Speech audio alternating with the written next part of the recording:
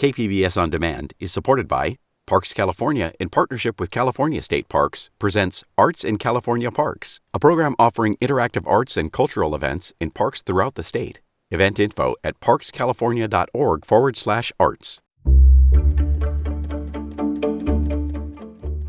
Good morning, I'm Lawrence K. Jackson. It's Tuesday, November 11th. A push to hire health workers at ICE facilities. More on that next, but first, the headlines.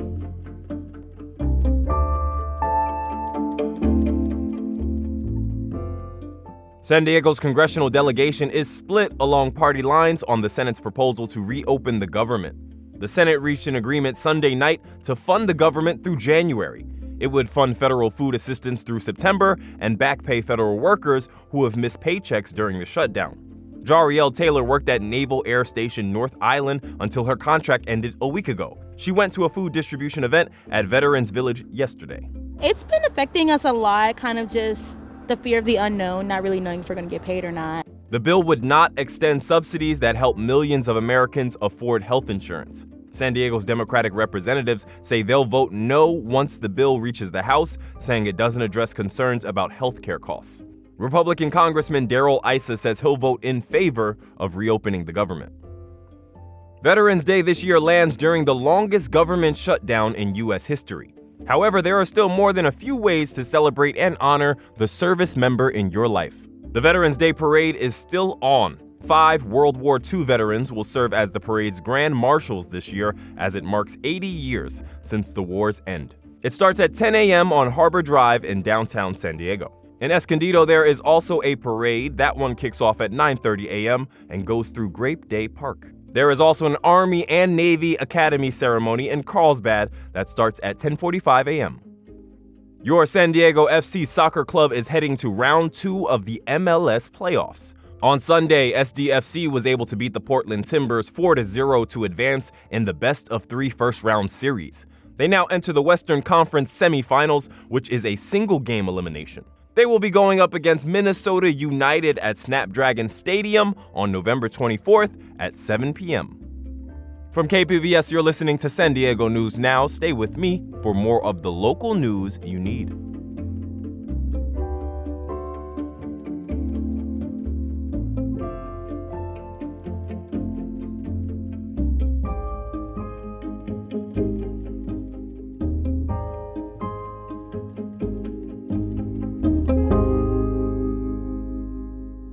KPBS On Demand is supported by Paint Care, offering households and businesses in California more than 800 leftover paint drop-off sites for recycling.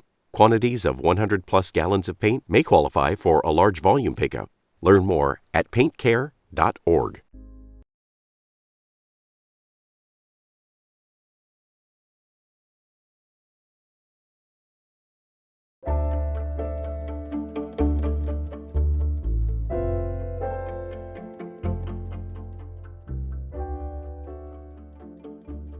The ICE detention center in Imperial County is looking for a doctor. Reporter Corey Suzuki says the announcement comes as the Trump administration moves to hire more health workers amid the growing number of people dying in federal custody. The role, a part-time physician, was posted early last month by Management and Training Corporation, or MTC.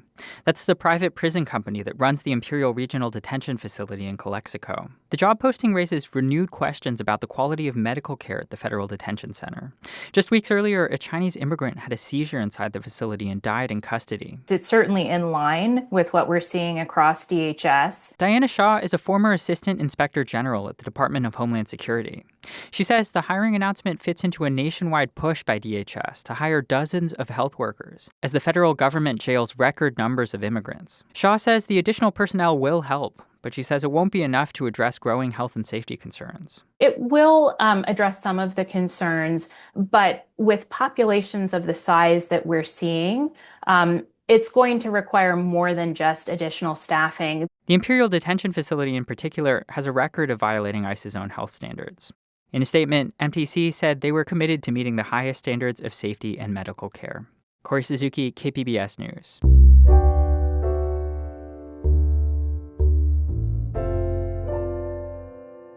The Sierra Club is suing San Diego County over last month's approval of the Harmony Grove Village South development. The club is suing under the California Environmental Quality Act. The suit alleges the housing development conflicts with the county's sustainable growth policy and that the Board of Supervisors relied on outdated environmental reports.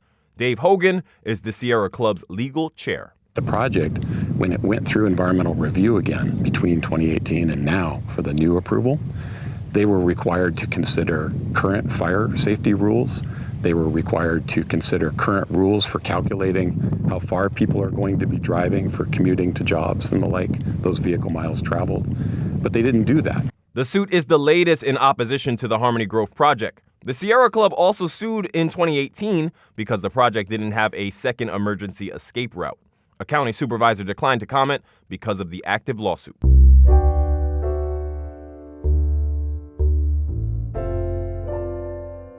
Borrego Springs is one step closer to getting a new fire station. Reporter Elaine Alfaro says it would be built on land recently donated to the county. County supervisors last week accepted a 6-acre land donation in Borrego Springs to build a new fire station. The plans fit into a broader vision dreamed up by local resident Bill Wright to create a central hub of services for the small town. Here's his son, Daniel Wright. My father was a true visionary. He was a 50,000 feet kind of guy. He saw things from a high elevation, and he had dreams about making Borrego Springs a better village. Borrego Springs resident Jim Wormers says the new fire station is desperately needed. Yeah, the current fire station, it's been in that location for decades, and it's quite old, and it is no longer serviceable to the modern standards of fire stations. County Supervisor Jim Desmond said the county is also looking into the possibility of an around-the-clock healthcare facility. Healthcare has always been an issue as well for as remote as Borrego is. Desmond said it's too soon to say when these goals will start becoming a reality, but accepting the land is the first step. Elaine Alfaro, KPBS News.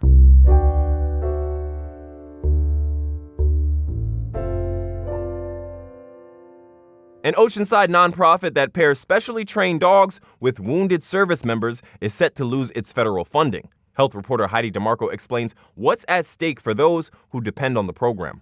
I'm a machine gunner in the United States Marine Corps. That's Chris Rojas. He signed up for a 6-year contract, but he's leaving the Marine Corps early. I have been diagnosed with mental illness, disorders, and been struggling on the transition to get out. His doctor told him a service dog might help. That's Lucy, Striker, Frankie. About a month ago, he joined Freedom Dogs. It's a nonprofit that pairs service dogs with veterans and active duty military living with PTSD or traumatic brain injuries. Getting told you're getting out and you have all these, mental health, disabilities and issues you have to deal with. I mean, it's definitely heartbreaking to think you're broken and you kind of get hopeless. It will take about 2 years for Rojas to be matched with his own service dog. And I think this place really give me at least a lot of hope in that I can be okay after. And that I'm seen as a human and not a robot. I'm not just a number anymore. Today, he's learning how to take his future service dog to a restaurant. He's an alert dog. Peggy Poore is executive director of Freedom Dogs. She says the organization's federal funding will run out in December. We had a grant this past year for about $247,000. That was 42% of our operating budget. So it's a significant impact. The Department of Defense grant that funds the program and others like it across the country is not in the defense spending bill being negotiated by Congress. Freedom Dogs currently serves about 25 participants. Poore says without the federal funding, it could drop by half. She gets emotional thinking about all the wounded warriors she won't be able to help without it. They already struggle with their sense of value. Everything that they have sacrificed, everything that they have lived for, comes down to a number. And now to pull funding for the service dogs, that is often their last-ditch effort, is devastating. Poore says the dogs offer something medicine can't. The dogs give us a window to form a relationship and start to build that trust. Getting paired with a service dog feels like a second chance for Rojas. I'm not scared anymore to transition out, and I have hope that I can be back to normal and reintegrate, becoming like successful and, good member of society again. Since our interview in the last month, Rojas says 2 of his friends and fellow Marines have taken their own lives. One had just begun the Freedom Dogs program. Rojas says the loss of his friends is starting to hit him, but the program gives him a space to be heard, and training with the dogs is helping him cope. For Poor, it's a painful example of what's on the line. Finding joy again, living life without fear. If you could put a price tag on that, it's way more than what Congress is, battling on approving for us. The nonprofit is now asking local donors to help keep the program running if funding goes away. And I think everybody comes here excited to learn, excited to have a program that's backing them up. I think, maybe for others, it gives them that hope as well that, there's hope on the outside. We're not alone. Heidi DeMarco, KPBS News. If you or someone you know needs help, contact the 988 Suicide and Crisis Lifeline by calling or texting the number 988. That's it for the podcast today. As always, you can find more San Diego news online at kpbs.org. I'm Lawrence K. Jackson. Thanks for listening and subscribing. By doing so, you are supporting public media, and I really want to thank you for that. Have a great day.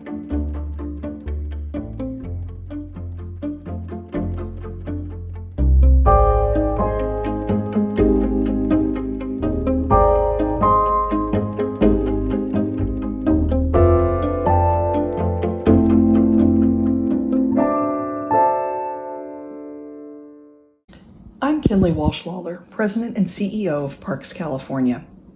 Across California, parks are places where nature and community come together. Through Arts in California Parks, artists and culture bearers are creating murals, performances, and cultural programs with local organizations that reflect community stories and deepen our connections to these landscapes. From music in neighborhood parks to murals that celebrate heritage, these projects remind us that parks are more than just open space. They're living galleries of creativity and belonging.